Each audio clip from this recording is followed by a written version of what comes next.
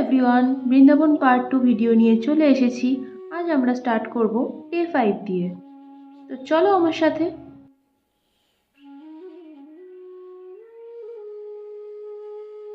5 জানুয়ারি পুরো ব্রজ দর্শনের দিন। সকাল সকাল রাধাকুণ্ড আর শ্যামকুণ্ডে স্নান সেরে নিলাম, যেখানে রাধারানী শ্যামকুণ্ডের পাশে নিজের হাতে মাটি খুঁড়ে এই কুণ্ডের প্রতিষ্ঠা করেছিলেন। এরপর আমরা গেলাম দানঘাটি মন্দির, যেখান থেকে গোবর্ধন পরিক্রমা শুরু হয়। দেখো সবাই দণ্ডি কেটে পরিক্রমা করছে। এখানে কিন্তু যে যার মানত অনুযায়ী পরিক্রমা করছে। প্রচুর মানুষ ভিড় করে এখানে রোজ পরিক্রমা করে এই গোবর্ধন পর্বত। এরপর আমরা গেলাম বারসানা, রাধারানীর জন্মস্থান। অনেকটা সিঁড়ি ভেঙে তারপর কিন্তু এখানে উঠতে হয়। আর সেখানে যখনই তোমরা যাও প্রচুর দর্শনার্থীর ভিড় থাকে, আর সবসময় ভজন কীর্তন চলতে থাকে। যে যার মতন করে নাচ করে নাম করে নিজের শান্তি খুঁজে পায়।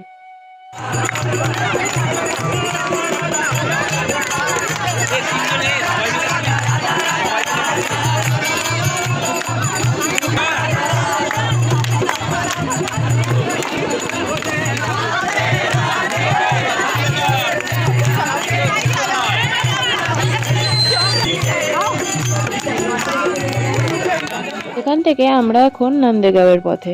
এখানে সিঁড়ি ভেঙে ওঠার সময় মনে হচ্ছিল এই ভূমিতে একসময় গোপাল লীলা করেছিলেন, যেন এর অদৃশ্য পটভূমি চোখের সামনে ভেসে উঠল।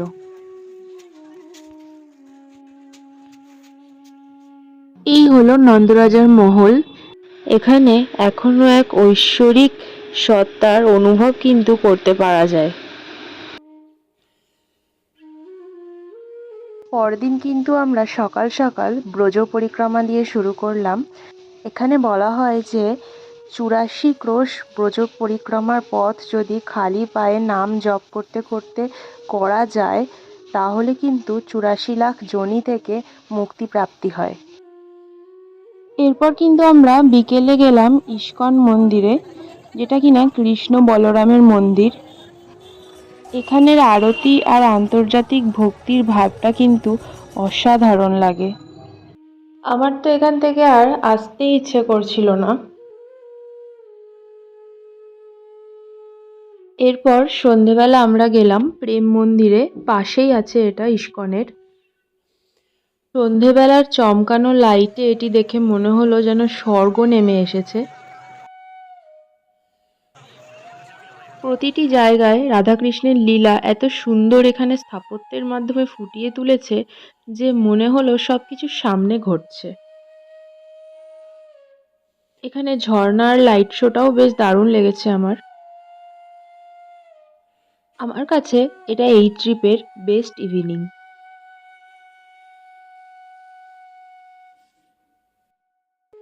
পরদিন 7ই জানুয়ারি আমরা বৃন্দাবন থেকে ছোট্ট একটা ব্রেক নিয়ে ট্রেনে চলে গেলাম আগ্রা। সেখানে প্রথমে আগ্রা ফোর্টে গেলাম। এটি একটি ইউনেস্কো হেরিটেজ সাইট। এটি আকবর তৈরি করেছিল। এখানে এটি হলো জাহাঙ্গীর প্যালেস। এটি জাহাঙ্গীরের অন্দরমহল, যেখানে জাহাঙ্গীর তার মা যোধাবাই বা হীরবাইয়ের সাথে থাকত। এই বাথটাবটা জাহাঙ্গীরের।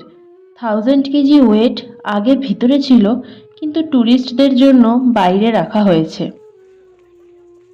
এখান থেকে কিন্তু তাজমহল স্পষ্ট দেখা যায়। এখানেই ঔরঙ্গজেব শাহজাহানকে 8 বছর ধরে বন্দি করে রেখেছিল। এরপর এখানেই তার মৃত্যু হয়। তারপর আমরা ঘোড়ার গাড়িতে চড়ে এখান থেকে তাজমহল গেলাম। ঘোড়ার গাড়ি থেকে নেমে বেশ কিছুটা হাঁটা পথে আমাদের যেতে হয়।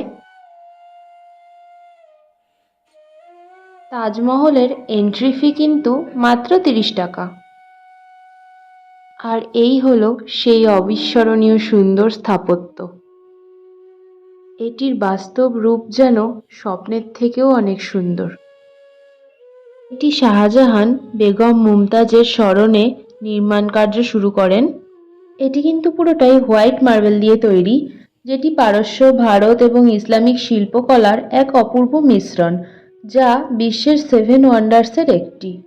সূর্যোদয় বা সূর্যাস্তে তাজের সৌন্দর্য দেখলে মন হারিয়ে যায়।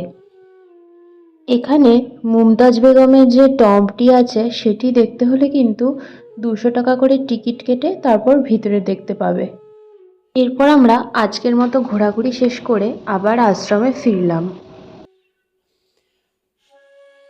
আজ সকাল থেকে আমরা প্রথমে বাঁকে বিহারীর মন্দির থেকে দর্শন শুরু করলাম। প্রচুর দর্শনার্থীর ভিড় ছিল সেখানে দর্শন সেরে আমরা কিন্তু একটু লোকাল মার্কেটে শপিং করলাম। আজকে আবার একটু বৃষ্টিও হলো এখানে, বেশ ভালোই ঠান্ডা ঠান্ডা লাগছিল।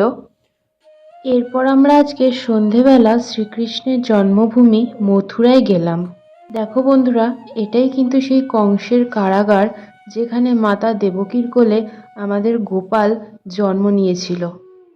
এখানে জাস্ট ভক্তি আর ইতিহাস মিশে গায়ে কাঁটা দিয়ে উঠল, আর সেই কাহিনী যেটা আমরা ছোটবেলা থেকে শুনে এসেছি মনে পড়ে গেল। পরদিন সকালে আশ্রমের টিফিন সেরে বাড়ি ফেরার পথে মন চাইছিল না একদম যে চলে আসি, মনে হচ্ছিল এখানেই থেকে যাই রাধাকৃষ্ণের চরণে। অবশেষে 10th জানুয়ারি বাড়ি পৌঁছলাম আমরা। আমার এই ব্লগটা কেমন লাগলো অবশ্যই জানিও। ভালো লাগলে পাশে থাকার অনুরোধ রইল। তোমরা আমার সাথে ইনস্টাগ্রামেও জয়েন হতে পারো, আর এই ভিডিওর পার্ট 1-এর লিঙ্ক আমি ডেসক্রিপশানে দিয়ে দেবো, অবশ্যই দেখে নিও। তাহলে আজকের মতো tata, bye, love you, Hare Krishna.